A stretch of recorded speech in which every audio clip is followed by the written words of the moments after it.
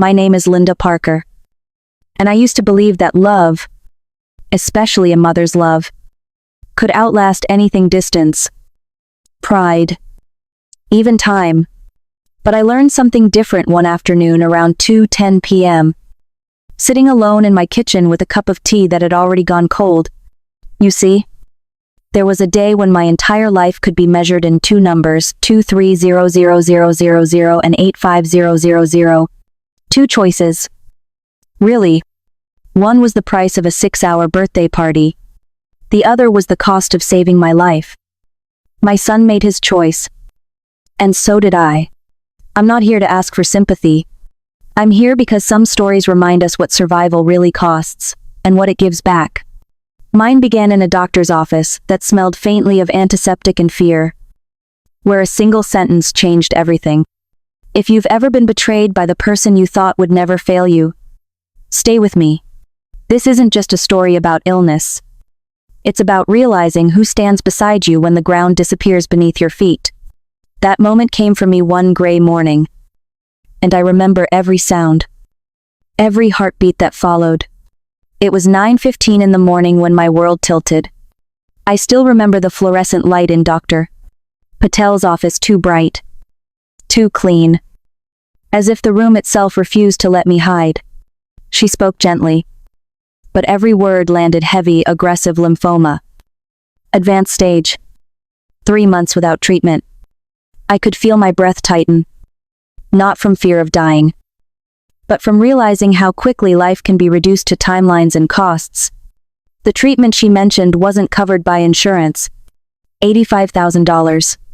I'd said that number in my head over and over on the drive home. Like a prayer I didn't believe in.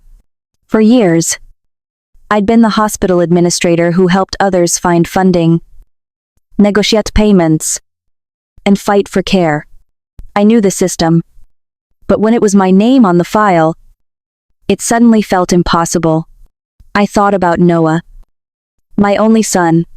I'd raised him alone after his father walked out when he was 12. Double shifts, second jobs, cold dinners reheated after midnight. I did it all because I believed someday he'd stand taller because of me. And now, at 62, I found myself depending on him in a way I never imagined. I folded the medical papers in trembling hands and told myself, "You've handled crises before. This one's just personal." That afternoon, I decided to see my son. Noah's office sat high above the city, all glass and quiet pride. The kind of place that smelled like new leather and confidence. I remember stepping off the elevator that afternoon, clutching my folder of medical reports so tightly my fingers ached. I'd rehearsed what I would say during the drive: steady, factual, no tears. I wanted to sound like a professional, not a desperate mother. When I saw him behind that enormous desk, my heart softened for a moment. He looked so much like the boy I used to walk to school, the same dark hair, the same quick mind behind his eyes. For a heartbeat, I believed everything would be fine. I told him about the diagnosis, the urgency, the cost. I could see concern flicker across his face, then fade behind that practiced expression of control lawyers wear like armor. I knew that look well. It meant he was already calculating, already weighing comfort against cost. He said he needed to think about it, to talk things through. And though he didn't say it aloud, I could hear the hesitation in his silence, the same hesitation that forms between love and responsibility. I left his office with forced calm, whispering to myself that he just needed time. 3 days later, when the phone finally rang around 6:30 in the evening, I already knew what was coming. His tone was careful, detached. He spoke about obligations, budgets, the importance of being practical.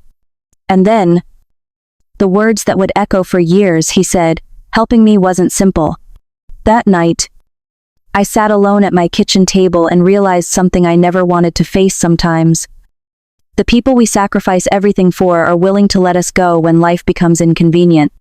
3 days after that call, I was scrolling through my phone late at night when a post stopped me cold. It was an invitation to Sabrina's 30th birthday party. The screen glowed in the dark. Elegant gold lettering on white. The kind that whispers money. Black tie. Four Seasons ballroom. Dinner. Dancing. Surprises. The words blurred for a moment. Not from age or vision, but from disbelief. I started counting. Each RSVP confirmed in the comments felt like a small betrayal. 47 couples at $300 a pair, more than $14,000 before the first bottle of champagne was poured. Then came the photos. Custom florals for $15,000. A 5-course meal for $30,000. A live band from Nashville for $25,000. A gown for $8,000. I kept scrolling. Kept adding. By the time I reached the total $230,000, I felt something inside me fracture. My son, who couldn't justify $85,000 to save my life, had found nearly triple that to celebrate his wife's birthday. I sat there in the dark. The faint light of the screen reflecting off tears, I didn't even feel falling. I called him that evening. Calm but cold. He spoke of special occasions and investments in relationships. I listened until I couldn't anymore. That night, I understood something I never had before. Money doesn't change people. It reveals them. And the next morning, I made my decision. The next morning around 10:05 a.m., I walked into the bank with a steadiness I hadn't felt in weeks. The building was familiar, bright. Quiet. Efficient, but this time, I wasn't there to manage paperwork or ask for help. I was there to take control. Mrs. Chen, the loan officer, looked concerned. When I told her I wanted to mortgage my house, I could see the hesitation in her eyes. The silent question was, sure I was. Completely. I needed $92,000. And I needed it right away. That money wasn't for comfort. It was for survival. As I signed the papers, I felt decades of my life condensed into a few strokes of ink. Memories of birthdays. Christmas mornings. In the smell of fresh paint, when Noah was a child, it all lived inside those walls I was now putting at risk. When I left the bank, the check in my hand felt heavier than any key I'd ever held. It wasn't a burden. It was a promise. I delivered the payment that same afternoon. And when Dr. Sainif Patel scheduled my first treatment for Monday, I felt something close to peace. For the first time since my diagnosis, I wasn't waiting to be saved. I was saving myself. Monday came sooner than I expected. At 7:40 in the morning, I sat in the infusion chair for the first time. Surrounded by quiet machines and the faint hum of determination, the nurse smiled gently as she hooked the IV. But her eyes told me the truth, this was going to be hard. The first few treatments left me weak and dizzy. I remember the metallic taste in my mouth, the ache in my bones, the way my body trembled even when I tried to rest. Each session cost thousands of dollars. A painful reminder of the mortgage papers I'd signed. My house was disappearing piece by piece. But my life was fighting to stay. There were mornings when I woke before dawn, around 5:50 a.m., just to watch the sky turn pale gold through the kitchen window. Those quiet minutes became my ritual, a promise that I was still here. Still breathing. Hair loss. Nausea. Exhaustion. They became part of the rhythm. But so did hope. Every small victory, the ability to eat a full meal, to take a walk, to feel the warmth of sunlight again, felt like reclaiming something sacred. Through it all, one truth kept me anchored: I had chosen to fight. And that choice was already saving me. When Dr. Patel told me the words, complete remission, it didn't feel real at first. I'd spent months bracing for bad news. And suddenly, there was light again. But survival brought its own kind of clarity. I realized that going back to my old life in Cleveland meant staying surrounded by ghosts, memories of hospital shifts, empty dinners, and a son who had chosen distance over love. So, I sold the house. What little equity remained after the mortgage was enough to start over somewhere new. I chose Santa Fe, New Mexico, for its open sky and quiet strength. I wanted warmth, sunlight, and distance 1,500 miles between me and everything I was leaving behind. I rented a small apartment in a retirement community. Nothing fancy but peaceful. I changed my number, closed every social account, and left no forwarding address. For the first time in my life, no one could reach me unless I wanted them to. Those early weeks were strange, lonely, but freeing. I met others who understood what it meant to be left behind: Margaret with her gentle humor, Frank with his tired smile, Sarah who missed her children overseas. Together, we built something small but steady, a community made of second chances. It started with a simple conversation over morning coffee in the community lounge. Frank, my neighbor, mentioned he needed help organizing the books for his small consulting business. Numbers had always been my language, so I offered to help. I told myself it was just something to keep me busy, but it became so much more. I began reviewing spreadsheets at his kitchen table, rediscovering an old part of myself, the one who thrived on clarity and problem solving. The work was modest at first, but it gave me purpose. Within weeks, I noticed patterns others missed.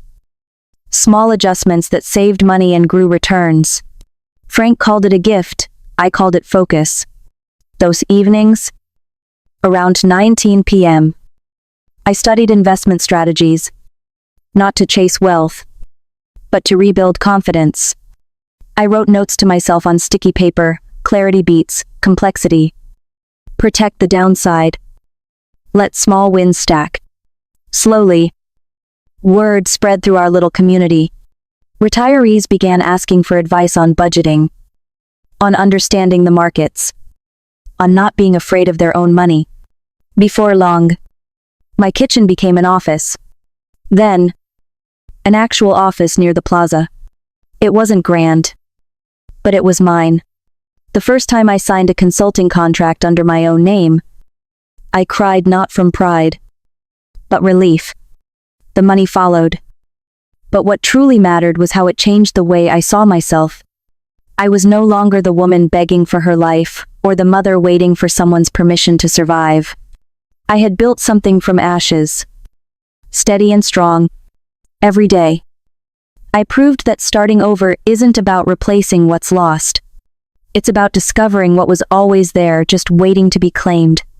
By the end of my first year in Santa Fe, I had become someone I barely recognized, but in the best way. The consulting work had grown beyond my wildest expectations. I wasn't chasing wealth, I was building stability. One careful step at a time. The extra income meant I could give back. And that became my new compass. I started hosting small workshops for retirees at the community center, sessions on how to stretch savings, how to avoid scams, how to make peace with the numbers on their statements. Watching the fear fade from their faces reminded me why I had loved my old job at the hospital. Helping people feel secure again gave my own life a new rhythm. I found balance in the simple things: early trail walks at 7:05 in the morning, fresh herbs growing on my porch, quiet evenings with friends who had also survived their own heartbreaks. Sometimes, I'd catch myself wondering about Noah, if he ever thought of me, if he believed I was still alive. But the ache had softened into something quieter, something almost peaceful. I had rebuilt not just my finances, but my sense of worth. 6 years passed quietly, each one softer than the last. My business had grown in ways I never planned: 3 assistants, a full calendar, the clients who trusted me not just with their money but with their fears. I called it Parker Financial Guidance, though most people simply called me the woman who listens. One morning around 11:20 a.m., a reporter from Santa Fe Business Weekly visited my office. They were writing a feature on midlife entrepreneurs, people who had rebuilt themselves from nothing. I almost said no, but something in me knew it was time to stop hiding. The piece came out 2 weeks later with a photo of me standing in front of my office window. Sunlight pouring over my shoulder. The headline read, "The Whisperer of Second Chances." I didn't think much of it until a week later. My assistant buzzed my intercom and said a man was in the lobby, no appointment. Just my last name on his lips. When she said he looked desperate, something deep in my chest shifted. When he walked in, I barely recognized him. The crisp lawyer I remembered had vanished. What stood before me was a man worn down by guilt and loss, my son. Noah. I didn't feel anger. Just stillness. Time has a way of sanding sharp edges into something almost smooth. I asked him to sit, though my heart stayed standing. He told me everything. The marriage. The lies. The ruin. The betrayal that mirrored the one he once gave me. And as he spoke, I realized life has a strange sense of symmetry. What we refuse to learn, it teaches us twice. Noah looked like a man who had been living inside a storm. His eyes were hollow. His shoulders slumped. The expensive confidence he once wore like armor was gone. What replaced it was something raw defeat. He told me how Sabrina had left him. How every bit of success he'd built had crumbled overnight. The house. The cars. The practice all gone. She had drained their accounts. Moved money overseas. And vanished, with a man he thought was just her trainer. I listened. Quiet and still. Watching the reality of karma unfold in front of me. He confessed that the total loss was close to $2 million. Money tied up in fake investments and debts he'd foolishly guaranteed. He was now facing bankruptcy, legal trouble, and the collapse of everything he had believed he controlled. When he asked for help, $50,000 for a defense attorney, I felt that familiar ache in my chest. The same number rhythm as before, just rearranged. Back then, 85000 could have saved my life. No, 500000 might save his. But this time, the roles had reversed. I wasn't the one drowning anymore. And as I sat across from him in my office, I knew the universe had handed me a moment that demanded both mercy and memory. I listened to Noah's story until his voice trembled into silence. Every part of me remembered the woman who once sat across from a banker, begging time and money to live. And now, here was my son, sitting across from me, asking for the same. Life, it seemed, had a perfect sense of symmetry. I opened my drawer and pulled out a folder I had prepared months earlier. Documents. Evidence. Names. I'd already traced Sabrina's trail through a man named Brad Morrison, the same trainer she had run away with. I knew she'd scammed not just Noah, but others too. There was a way out for him, but it would come at a cost. I also had a check ready, $50,000. Exactly what he needed. It lay between us like a mirror. I told him, not with anger, but with finality, that if he wanted my help, he would need to understand what true desperation felt like. He lowered his head. Pride battled with regret. And then, slowly, he fell to his knees. Seeing him there didn't bring joy. It brought a sorrow so deep it almost hollowed me out. I gave him the check and the file anyway. Not as forgiveness, but as a lesson, because mercy without memory is just repetition. After that day, I did what needed to be done. I connected Brad with the federal investigators and passed along every document that proved Sabrina's fraud. Piece by piece, the truth began to untangle. Noah's name was cleared. His charges dropped, and his license reinstated. But I didn't involve myself beyond that. I didn't check in or offer comfort. My role was to open the door. He would have to walk through it on his own. For the first time, I understood that helping someone didn't mean losing yourself in their pain. At night, I slept deeply, without guilt. I had done what was right, not what was easy. I didn't save him to erase the past. I saved him to end the cycle. Mercy. I realized. only matters when it has boundaries. Months later, Noah began calling every Sunday around 4 in the afternoon.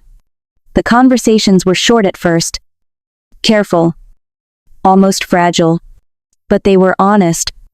He was rebuilding his practice, working with older clients, helping people who had been deceived the same way he once deceived me. One afternoon, he arrived at my office with a cashier's check, $85,000.